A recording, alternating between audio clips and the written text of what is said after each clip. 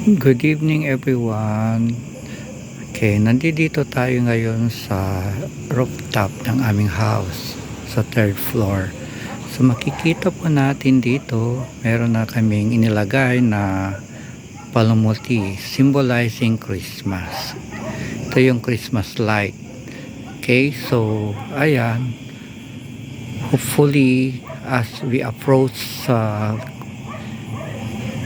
the Christmas season, okay, sa December and also the early uh, months of 2026, madadagdagan pa yan. Okay, ayan po.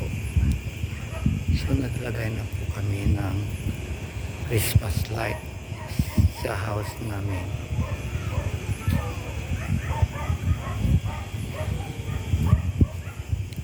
Ayan. Okay.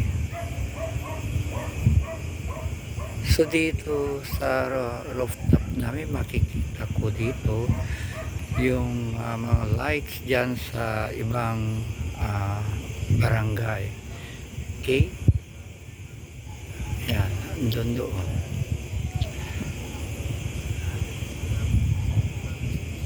Po. Okay, so ngayon pa lang ay binabati ko na po kayo ng Merry Christmas. Sampu ng aming pamilya, Merry Christmas sa inyong lahat. Ayan po. And God bless sa inyong lahat.